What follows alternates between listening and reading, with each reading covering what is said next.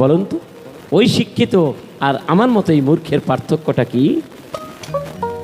মারে, ভগবানকে না ডাকলে ভগবান ডাক শুনবে? শুনবে? ক্ষমা চাইবা কোথায়? এই নিজের দুখানা হাত, ওই পা, কারণ হাত আর পা তোমার দেওয়া নাই। একে ধরে 3 বেলা ক্ষমা চাও, দেখবে একসময় মাপ পাবে। প্র্যাকটিক্যালি শ্রী শ্রী ঠাকুর অনুকূলচন্দ্র বলেছেন, ধর্ম যদি নাই রে ফুটলো জীবন মাঝে নিত্য কর্মে, বাতিল করে রাখলি তারে কি হবে তোর তেমন ধর্মে। তুমি জীবন মাঝে যদি প্রতিদিন কর্ম না করো, তা কখনো কি তুমি ভগবানকে পাবে? পাবে না। আপনাদের এই জায়গাটির নাম কি? স্থানটির নাম কি? বানিয়ার দিঘি। আচ্ছা আচ্ছা, এই গ্রামে কি শুধু এই কয়জন হিন্দু আছে? নারও আছে? আছে না? আছে। কিন্তু কেন আসবেন আর কেন আসবেন না, এর একটা কারণ আছে। ওখানে কার অনুষ্ঠান? ও অনুকূলের, ও আমাদের না। ওখানে কার অনুষ্ঠান? বাবা লোকনাথ ব্রহ্মচারী, ও আমাদের না। ওখানে কার অনুষ্ঠান? শ্রীকৃষ্ণ, ও আমার না। আমাদের মাগুরার ভাষা, আমার না। আপনার কোনটা? অনুকূল ঠাকুর এসে বলতেছে নাকি যে আলাদা হয়ে যাচ্ছি? লোকনাথ বলছে আলাদা ধর্ম নিয়ে আসছি, গৌরসুন্দর বলছে আলাদা হয়ে যাচ্ছি, কৃষ্ণ বলছে আলাদা হয়ে যাচ্ছে। তোমার কোনটা? এখানে একজন প্রভাষক বসে আছে, আমার শ্রদ্ধ দাদা।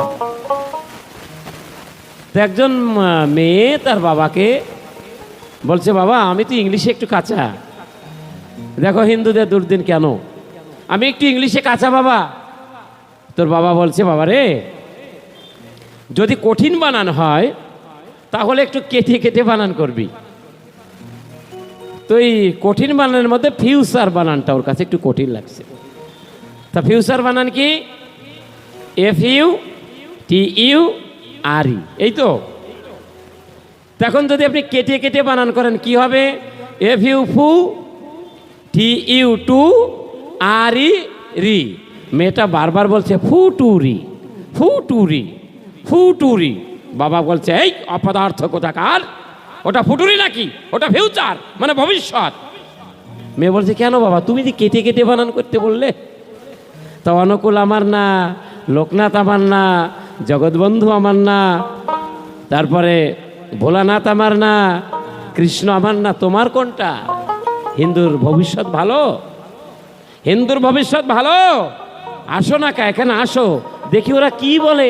সৎসঙ্গ নামটা দিতে ঠাকুর অসৎসঙ্গে তো আর ডাকে নাই, এটা তো সৎসঙ্গ। কি সঙ্গ? সৎসঙ্গ। ঠাকুর বলেছেন, সতের সহিত তৎ গতি সম্পূর্ণ যিনি, তিনি সৎসঙ্গী। তাদের মিলনাশ্রয় হলো সৎসঙ্গ। আমরা কি এখানে মেয়েদেরকে এনে নাচাচ্ছি নাকি হাফ প্যান্ট পরে? আমরা এখানে খাসি কেটে ঝোলাই বেচতেছি নাকি? এতই ঘেন্না করে ঠাকুর অনুকূলচন্দ্রের বলে আমরা জেনে বুঝে ধর্ম করি, জেনে বুঝেই ধর্ম করতে আসছি। কৃষ্ণ আমার পরম ধন, আমার প্রাণকৃষ্ণ যদি আমার হৃদয় থেকে চলে যায়, এ দেহখানা হবে কি? বৃন্দাবন হবে। কৃষ্ণ চলে গেলে দেহখান কি হবে? এই রথিনকে কত সম্মান দিচ্ছেন এখন, প্রখ্যাত বাউল শিল্পী অমুক তমুক। এখন একটা জুতার মালা দেন আমার গলায়, সম্মান হব না অপমানিত হব? কথা বলেন, কথা বলো কিন্তু আমার সাথে। অপমান হব না সম্মানী হব? এই রথিনী এখানে শুয়ে আছে, সারা বিশ্ব লিখে দিন। ওই যে আমার দাদা কালকে কথা হলো, এই জুয়েলারির মালিক, উনি আমাকে 10 ভরি স্বর্ণ দিয়ে এখানে ভরে দিক। আপনি বলেন সারা বিশ্ব আপনার, আমি কি আর নিতে পারবো? কারণ আমি রথিন আছি। Rathin for nothing. যে বস্তু রথিন বস্তু ছিল, সে চলে গেছে। সকলকেই পরপারে যেতে হবে, তাই হিসাব করুন। সত্য পথ, সুপথে চলুন। আমার সাইজি বললেন, সত্য বল সুপথে চল ওরে আমার মন। জয় রাধে গোবিন্দ। দীক্ষা কারা কারা নিয়েছেন একটু দয়া করে হাত তুলবেন কি দেখি, কারা কারা দীক্ষা, যে মন্ত্রেই হোক। বাহ, দীক্ষা নিয়েছেন আপনারা। তা প্রত্যেকেরই গুরু রয়েছে নাকি? গুরুর জয় ছাড়া শিষ্যের জয় হয়? একটু জোরে বলুন তো, জয় গুরু। জয় গুরু। দু হাত তুলে বলুন, জয় গুরু, জয় গুরু। জয় গুরু। জয় গুরু। এবার আমরা একটা ধ্বনি উচ্চারণ করি, সে ধ্বনিটার নাম হলো বন্দে পুরুষোত্তমম।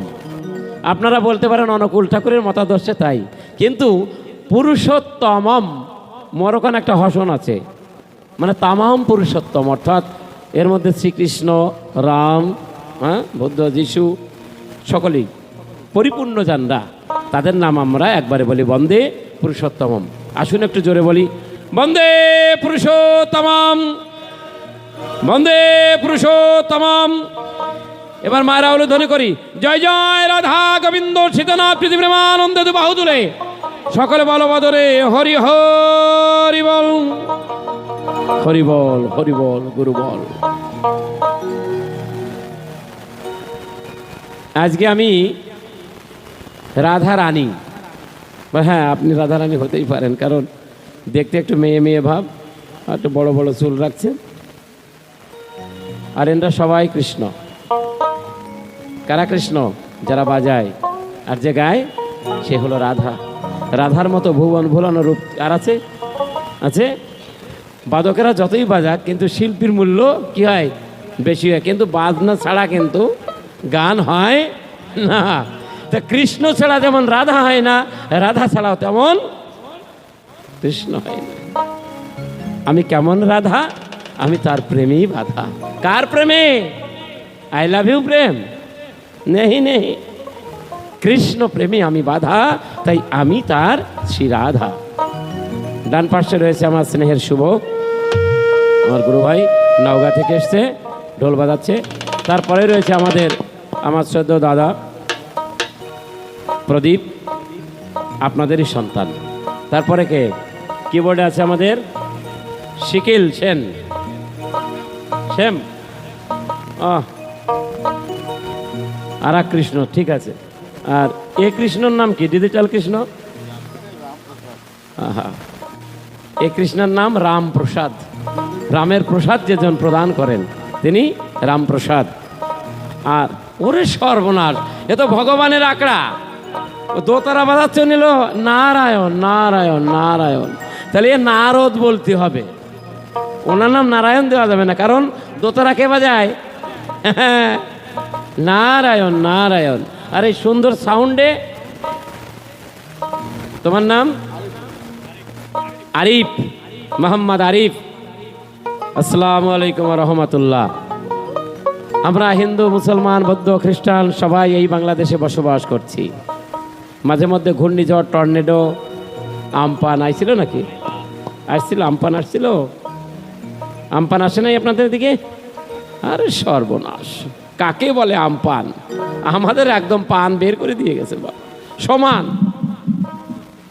তো দেখুন, যারা মনে করে মন্দির ভাঙলে বুঝি আল্লাহ খুশি হয়, আর মসজিদ ভাঙলে বুঝি ভগবান খুশি হয়, নেই। বাবরি মসজিদ যখন ভাঙা হলো আল্লাহ নির্বিকার ছিল, আবার এই দেশে যখন মন্দির ভাঙা হয় দেবতা তখন নির্বিকার থাকে।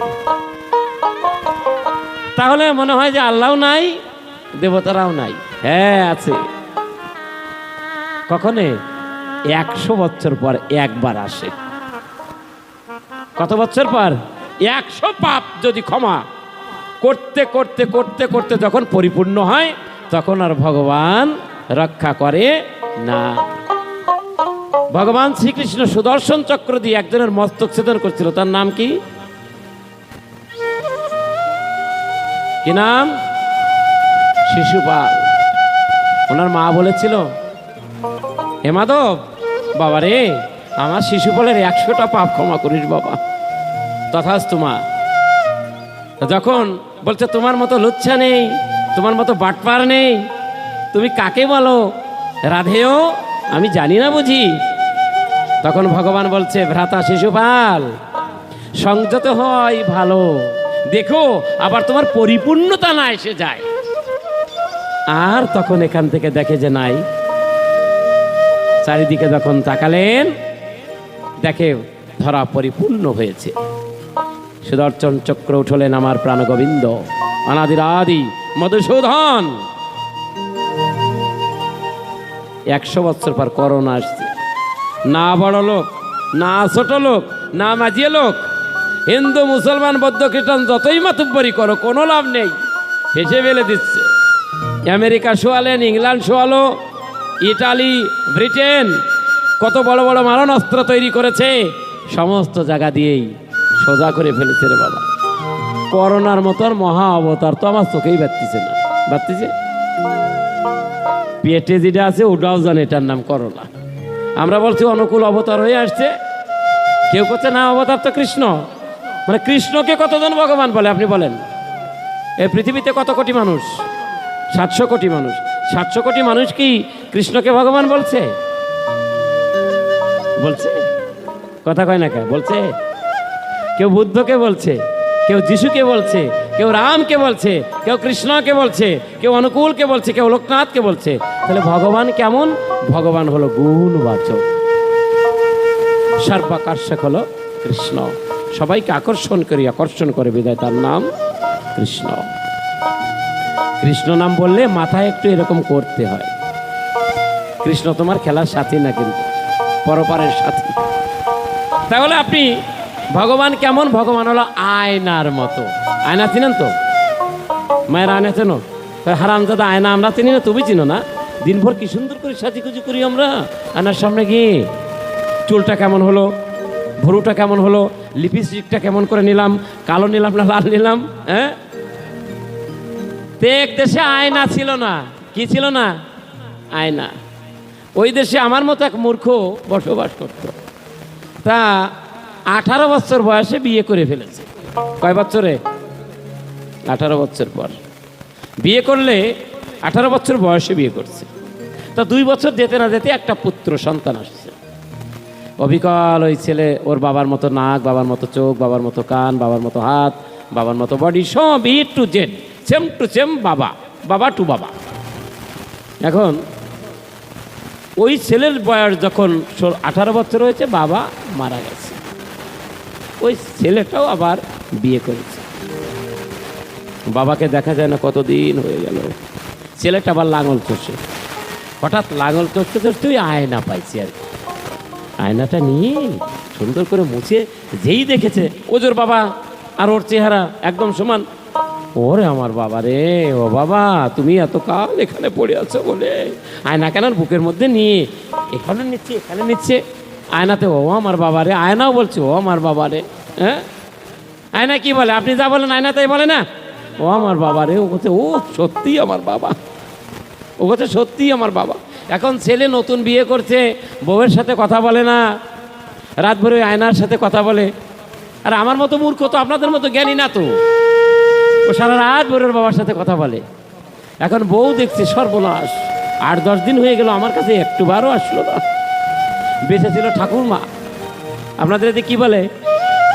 ঠাকুমা শাশুড়ি। হ্যাঁ, এইবার নতুন বউ কেঁদে কেঁদে দিয়ে বলে, ও ঠাকুমা তোমার নাতি ছেলে আমার কাছে ভুলে ঘরের মধ্যে কোন মেয়ে মানুষ রাত ভরে, সারা রাত ভরে শুধু তার সাথেই গল্প করে, আমার সাথে কথা বলেই না। ঠাকুমা বলেছে আগামী দিন যখন লাঙল চষতে যাবে ঘরে, তুই টুকটুক করে একা একা যাবি, যাবার পরে দেখবি কার সাথে কথা বলে। বউ গেছে ঘরে, বউ তো দেখে নেই আয়না কোনো জীবনের তরে। আয়না যখন পায়, মুখের সামনে আয়না ধরেছে, তাই দেখিয়ে বলে, ও ঠাকুমা ওকে কালি কালি আমার সাথে না কথা কয়, আর এক সুন্দরী এর মধ্যে ঘরের মধ্যে রাখায়।